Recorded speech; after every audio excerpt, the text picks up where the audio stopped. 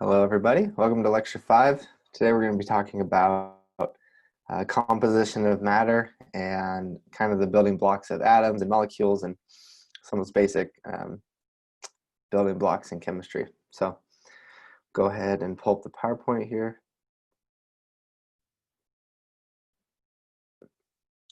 All right, here we go. So from the last lecture, I kind of told you to look up these definitions, something that we hadn't talked about in the last lecture. So hopefully you were able to look those up. But just as kind of a brief overview here.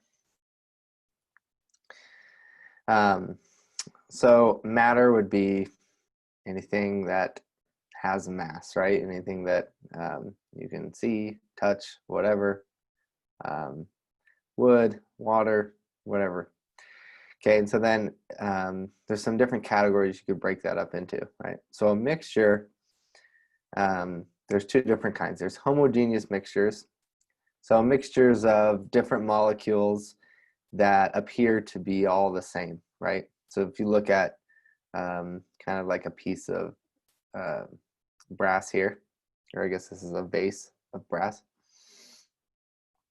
It actually contains copper. It also contains zinc, right? Which on the as themselves are their own like molecules, but they're kind of woven together to form this mixture of molecules that you can actually you can't really tell though that they're different molecules just by looking at it, right? A heterogeneous mixture would be something like water with some pennies in it, right? You have water, which is a molecule. You have copper, which is a molecule. And you can tell like with your eyes that they're actually two different things just mixed together, right? Like water and pennies mixed together. Okay, so those would be mixtures of different things. Okay, so mixture is more than one, so I'd say more than one molecule, right? So if something contains more than one molecule of something, it's a mixture. If it's just one single molecule, so, not single as in actually one molecule, but like one type of molecule, I should say. So a mixture is more than one type of molecule. A pure substance is just one type of molecule, right? So water, it contains a lot of different water molecules, but they're all the same molecule, right? So water is a pure substance, okay? So if it's a compound, it's a mixture of elements. So water is a mixture of hydrogen and oxygen. Hydrogen and oxygen put together make up this water molecule, right? If it's just a pure element, that would be something like copper, okay? So copper on its own is a pure element, right? And so that would just be, we'd call it an element, okay? So you have elements, you have compounds. Compounds are molecules that are made up of more than one element, right? But they're still a pure substance. And then if there's something that contains more than one type of molecule, then it would be considered a mixture, right? Okay. All right. So just know those definitions. I mean, kind of like you'll hear those words as we go along, so it's helpful to know what they are. That's kind of what you need to know there. Okay, so we're going to be talking about periodic table, which hopefully you've seen one of those before, right? It's kind of a list of all the different elements organized according to certain characteristics. Dmitry Mendeleev was kind of one of the pioneers in this area and started organizing elements way back in the 1800s. So you don't really need to know a lot of the history, but we might be talking about some history in this PowerPoint just to kind of give you a basis of kind of where chemistry comes from. Okay, but we're not going to be diving too deep into that. So, okay, so elements have symbols. Okay, so when you look at a periodic table, you're not going to see the whole name, right? That'd be too long. So for sodium, for example, you're not going to see the whole whole word sodium, you would see Na, which is the symbol for sodium. And so it just represents the name of the element, and it consists of 1 or 2 letters. Okay, so some common 1-letter symbols that you'll see are like hydrogen, boron, fluorine, and oxygen are just 1 letter. 2-letter symbols you'll see are like helium, calcium, aluminum, magnesium, right? There's quite a few. If you look at the periodic table, you'll see the different symbols there. So a lot of them make sense, right? Like hydrogen is H, boron's B, fluorine's F, oxygen's O, right? Those all make sense. Helium's He, right? These all look good. But we'll talk about some exceptions where they don't really make sense, but they do if you know where they come from. So, all right, take this little quiz here. The chemical symbol for copper. All right, moving on. So Cu, right? C on its own is just carbon. So it couldn't be C because carbon already took up the C, right? Ce, trying to remember if that's even an element. Maybe it is, one that I don't know. I don't know all off the top of my head. Co is cobalt. Cr is chromium, I believe. And Cu is copper. So I'll talk about the ones that you need to know. Don't worry about memorizing like all 100 and something, right? We'll talk about the ones that you actually need to know here in a little bit. So, all right, symbol for iron. All right, so hopefully you answered A, okay? Again, this one is totally out there, right? Fe has nothing to do with the word iron. But if you've heard of like the term ferrous metal, then Fe might make a little more sense. And so we'll talk about here how a lot of the names come from Latin, right? So ferrum, for example, for iron, right? Ferrum is iron in Latin. And copper is cuprum. Aurum is gold. That's why gold has the Au symbol. Silver is argentum or argentum. Ag, right? So if a symbol doesn't really make sense, then you could look up the Latin version and it will probably make sense. But essentially, you just need to know some of the weird ones. You'll just have to understand which ones they are. But anyway, so what I want you to memorize, I don't know if I have the full periodic table on here. Know up to element 20, okay? So most of them are going to be, you're going to just know them already off the top of your head. But if you see a chemical symbol or like anything up to number 20 on the periodic table, you should be able to say what the name of that element is. So, okay, that's what you'll need to know. All right, so we'll talk about some of the organization of the periodic table. So actually, before we do that, let me just pull up a periodic table just so I can be a little more clear about what we need to know. So let me pull it up real quick.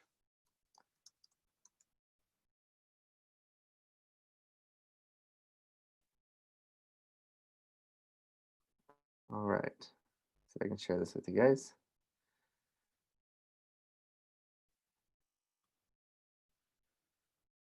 Okay. All right, well, this is a Wikipedia page. Let's see if this image goes bigger. There we go. Okay. So no 1 through 20, right? So H is hydrogen, He helium, we have lithium, beryllium, boron, carbon, nitrogen, oxygen, fluorine, neon, sodium, magnesium, aluminum, silicon, phosphorus, sulfur, chlorine, argon, potassium, and calcium. Okay, so those are the 20 that you'll need to know for tests and stuff. So any of those would be free game. If I gave you a name and asked you for the symbol, or gave you the symbol and asked you for the name, any of those would be free game. So, All right, let's go back to the PowerPoint. Okay, so the periodic table is organized in rows and columns. So, sorry, having trouble here. So your columns here are called groups, and your rows are called periods. And so we'll talk a little bit more about the characteristics of groups and periods as we move along, but that's just the terminology that you need to know so far. So a lot of the elements, columns, groups, I guess I should probably use the term groups, have common names. Okay, so the the first group, common names would be alkaline metals. Okay, second is alkaline earth metals. This middle block called transition elements, and then the column or the group on the right, far right, is noble gases, and then halogens. Okay, so sorry, the basically the two groups on the far right and the far left have common names, and then the middle is just transition elements. So just know those common names as well. I could ask, list a bunch of different halogens and say, you know, what common name refers to all of these elements, or something like that. Could be a question on a test. It's just helpful to know the common names as you're moving forward and reading questions and stuff like that. So then you also have metals, metalloids, and nonmetals. And this will be helpful when we talk about bonding later. But basically towards the right of the periodic table is kind of this screenshot we have here. Often you see like a black line down the periodic table, and basically all the elements that are touching that black line are metalloids. But then you have nonmetals and metals, which is really where we talk about things the most. We don't really talk about the metalloids. So really just knowing what is a non-metal and what's a metal is going to be more helpful. Okay, so I'm going to breeze kind of through some of these historical slides. These are more for your information if you're curious. I'm not going to stress like totally memorizing the history of chemistry. But we have Dalton's atomic theory. One of the key points is he ruled that atoms are indivisible. So it's basically the smallest you would go down to, right? And that they're the fundamental building blocks of everything. And atoms cannot change their identity. So once you have a gold atom, that atom stays gold. Okay, this is something that he said. Each element has a unique mass, and you can combine the elements to form different compounds, right? Okay. This is just some old symbols of chemistry and stuff like that. Again, I'm not too bothered about, you know, learning these, so just kind of for your information. Okay, so then J.J. Thomson discovered the electron, right? At this point, they knew there were atoms. They didn't know what the atoms were made of. So J.J. Thomson did an experiment with some magnets shooting electrons through a tube and noticing that the electrons bent towards the positive side. So knew that there was some small kind of negatively charged particle that was there. So he knew that atoms contained positive and negative charges, and the negative ones were easier to move. Okay, so then you have the Millikan oil drop experiment, which is cool because it was done by a BYU graduate. And so what he was able to find out that electrons are actually particles, so they have some mass to them. They're not just some kind of charge, right? This is back when, again, they were just learning about all these things. Oh, sorry. Anyway, I'm going to breeze through these, but Marie Curie, may have heard of her. She discovered radioactivity, so like atoms spontaneous disintegrating into some elements that are smaller pieces. And from this, you could conclude that atoms were made of smaller particles. And then Ernest Rutherford doing the thin gold foil experiment to determine that they must have a small nucleus with a high charge and lots of mass. So at this point, they knew that most of the mass is contained in the nucleus of the atoms. So again, don't stress yourself with like memorizing all these history things. It's interesting, and if you want to learn more about it, that's awesome. But it won't be something that I stress too much going forward. Okay. What we do need to know about is kind of the modern picture, right? So what we understand right now about atoms and what they look like. So first point is atoms are extremely small, okay? You can't see them with your eyes. You can't see them under a microscope, a conventional microscope, right? There are some ways they've been able to look at molecules using X-ray diffraction and different stuff like that. But needless to say that they're very small. Okay. So they have a small nucleus, right? So if you think about this whole thing here as the atom, that tiny dot right there would be the nucleus. Okay, so a lot of the, most of the mass, almost all the mass is centered into that tiny little nucleus with this electrons that circle around it. Okay, so the nucleus is positively charged and the negatively charged electrons move around. So know that the nucleus contains the protons and the neutrons. Okay, and it contains most of the mass. So if you look at this table right here, this is the approximate mass. A proton weighs about 1 AMU, a neutron also weighs about 1 AMU, and an electron weighs about 1/2000th of an AMU, okay? So electrons are much, much lighter.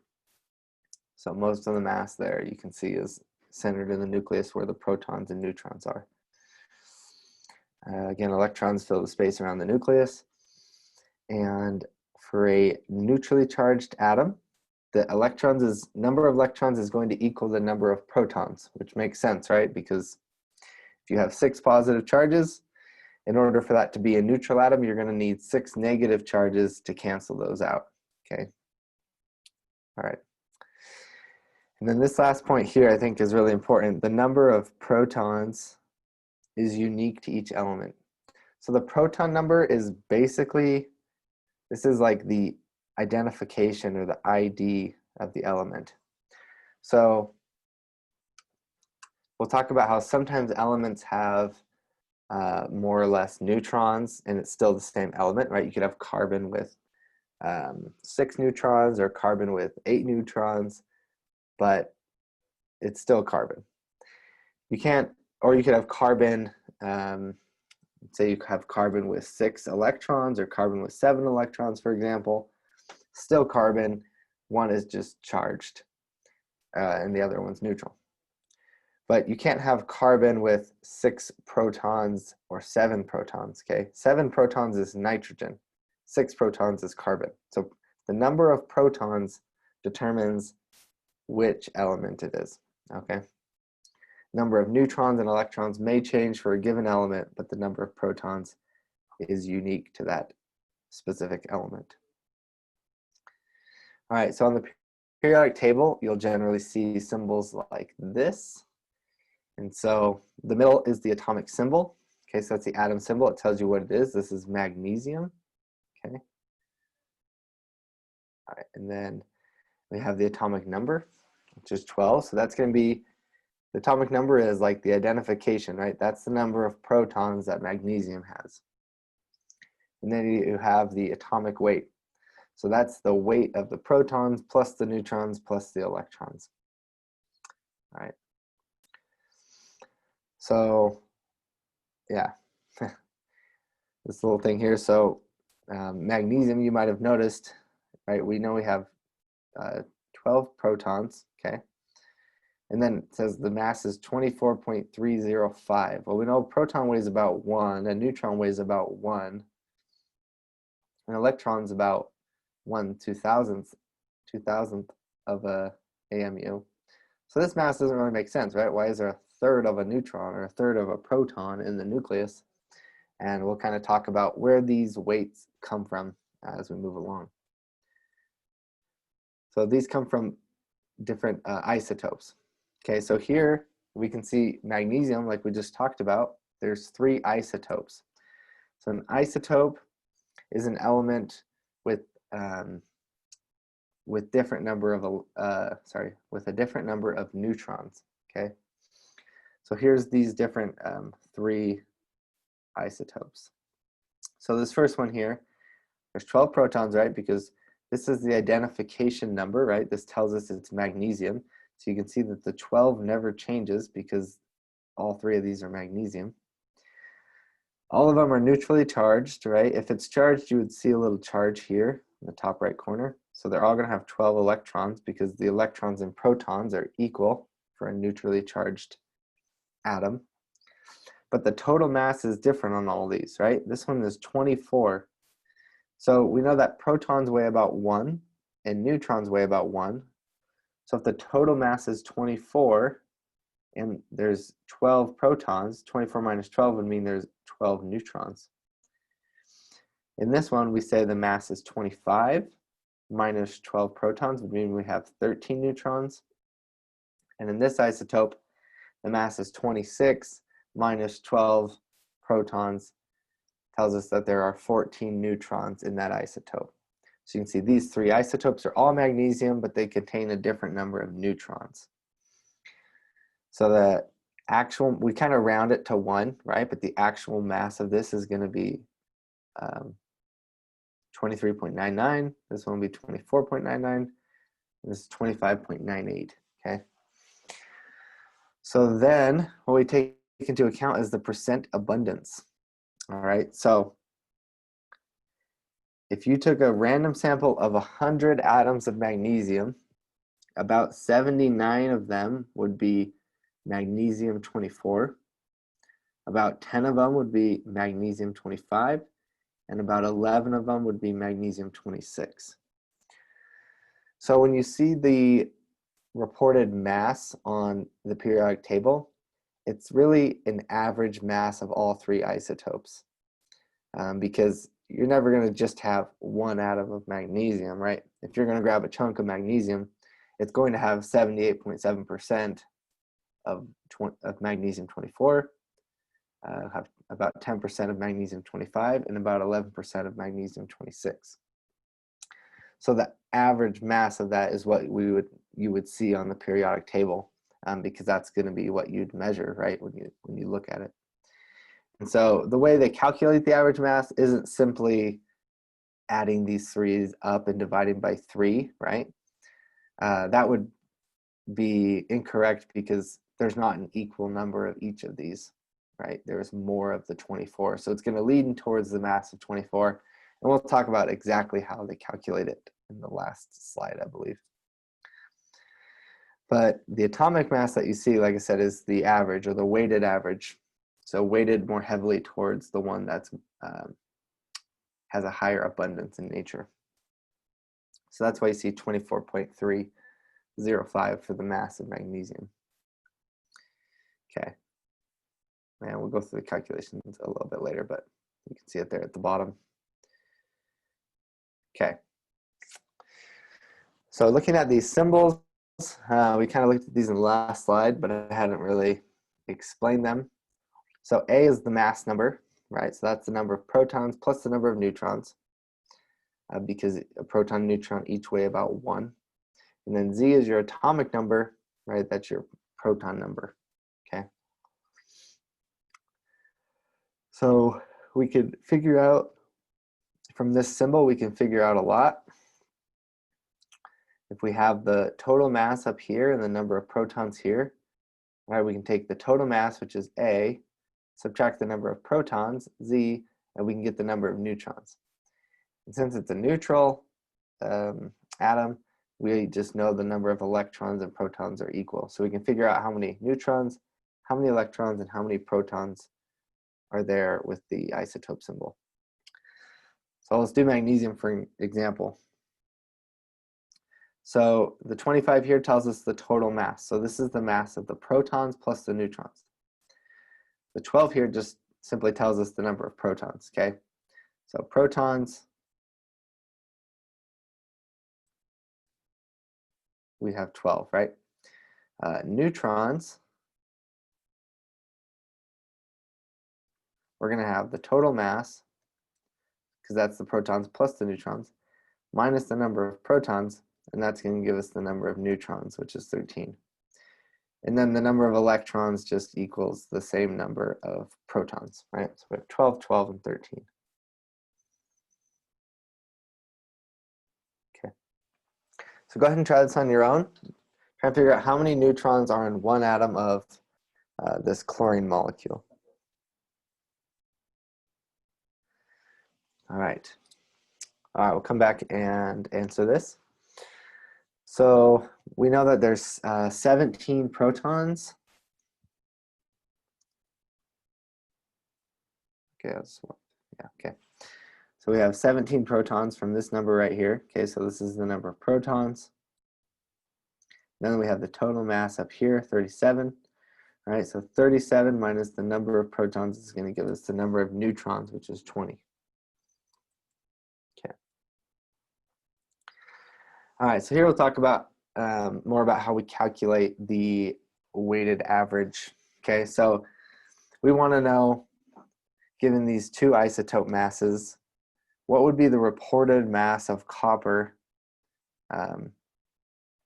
on the periodic table. So the periodic table shows a weighted average. So we have 69.17% of copper 63. And copper 63, this is the actual mass of a single atom of copper 63. Then we have close to 31% of copper 65, which is this mass. So just to kind of show this, right? Let's say you want to calculate the average of two numbers. So what you would do, let's say you want to calculate the average of A and B, right? So let's say we have A plus B, oh, that's not a good B, A plus B, right, divided by 2, right? This is the formula to calculate the average of A and B, right? You add all the numbers and divide by the amount of numbers that you have. Okay, so another way we could rewrite this is A over 2 plus B over 2, okay? Or another way we could rewrite it is 1/2 times A plus 1/2 times B, okay? Or another way is 0.5 times A plus 0.5 times B, right? Which is really telling us we have 0.5 is equal to 50%, right? So we have